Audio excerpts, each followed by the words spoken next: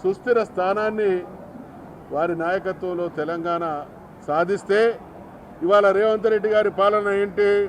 Ghosh commission, electricity మీద commission, phone tapping మీద sit, తర్వాత ఈ కార్ రేస్ పేరిట ఏసీబీ ఎంక్వైరీలు, మెడికల్ కాలేజీల మీద విజిలెన్స్ కమిషన్లు, చేపలు గొర్రెల పెంపకానికి సంబంధించినటువంటి దాటి మీద విజిలెన్స్ ఎంక్వైరీలు. అంటే ఇక్కడ పరిపాలన చేతగాని దద్దమ్మ చేతిలో రాష్ట్రం ఏ రకంగా కొనారిల్లుతున్నదో కనబడతా ఉన్నది. పరిపాలనతో ప్రజలకు సేవలు అందించడంలో, మెరుగైనటువంటి పాలన అందించడంలో ఘోరంగా విఫలమైనటువంటి ఈ ప్రభుత్వం, కేసీఆర్ గారంటే తెలంగాణ సాధించినటువంటి చరిత్రతో పాటు మరో చరిత్రను కూడా వారు సొంతం చేసుకోవడం జరిగింది. ఆనాడెన్నడో గుప్తుల కాలం నాడు స్వర్ణయుగం అనేది పాలన కొనసాగింది అనేటువంటి విషయాన్ని మనం చరిత్రలో చదువుకున్నాం.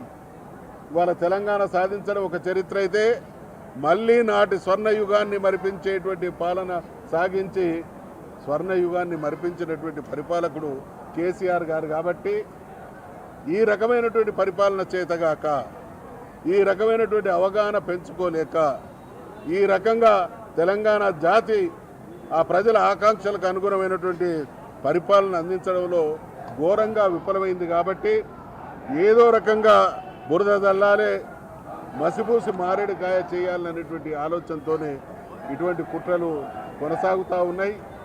అయినప్పటికీ వేరే ఎవరైనా కేసీఆర్ గారి స్థానంలో ఉంటే ఇవాళ ఈ సిట్కు ఈ రకంగా సహకరించే వాళ్ళు కాదు. కానీ న్యాయం, ధర్మం, చట్టం, పాలన అన్ని విషయాలలో ఆత్మవిశ్వాసం, సంపూర్ణమైనటువంటి అవగాహన ఉన్నటువంటి నాయకుడు కేసీఆర్ గారు. కాబట్టే వారు హాజరు కావడం జరిగింది. వారు హాజరవుతున్నటువంటి క్రమంలో ఆవేదన చెందినటువంటి తెలంగాణ జాతి, 70-80 ఏళ్ళ పండు ముసళ్ళు సైతం ఈ ముఖ్యమంత్రికి ఏం పోయే కాలం వచ్చింది, మా అందరికీ అన్నం పెట్టి పెద్ద కొడుకులాగా ఆదుకున్నటువంటి మా బిడ్డను పోలీసులు ఇటువంటి అవమానానికి, ప్రభుత్వం ఇటువంటి అరాచకానికి పాల్పడుతుంది అనేటువంటి ఆవేదనను వ్యక్తం చేస్తూ ఉన్నారు.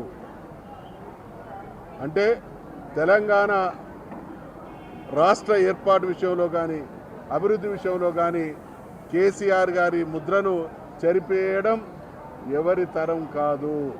అటువంటి అద్భుతమైనటువంటి పరిపాలకుడు కేసీఆర్ గారు. కాబట్టి ఇవాళ రేవంత్ రెడ్డి గారు గతంలో తెలంగాణ ఉద్యమం కొనసాగినటువంటి సమయంలో మనమందరం చూసిన రైఫిల్ రెడ్డి ఆ రోజు స్వయంగా తెలంగాణ ఉద్యమానికి వ్యతిరేకంగా తుపాకీ పట్టిండు, ప్రజల్ని భయభ్రాంతులకు గురి చేసిండు.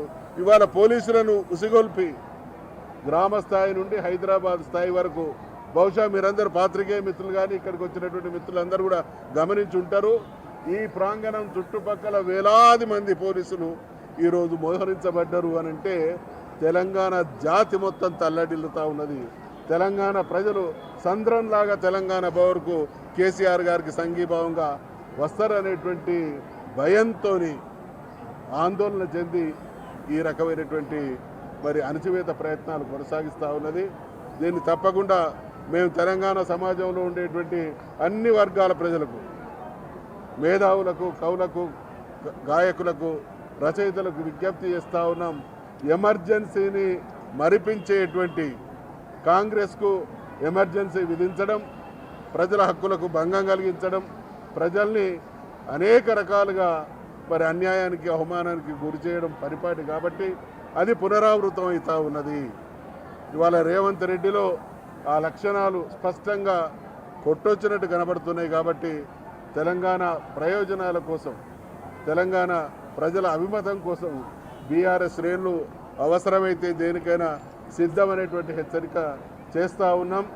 ఇటువంటి దాష్టీకాలకు ఫుల్ స్టాప్ పెట్టి రేవంత్ రెడ్డి ప్రజలకు ఇచ్చినటువంటి హామీలను అమలు చేయండి.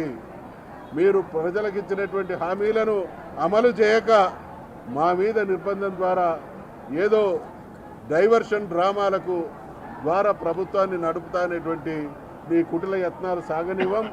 తెలంగాణ సమాజానికి కూడా పూర్తి స్థాయిలో మీ నికృష్టపు చేష్టలు అర్థమైనాయి. కాబట్టి రోజు రోజుకు ప్రజాక్షేత్రంలో నీకు నీ పార్టీకి తప్పకుండా ప్రజా ప్రతిఘటన తప్పదనేటువంటి హెచ్చరిక చేస్తాను.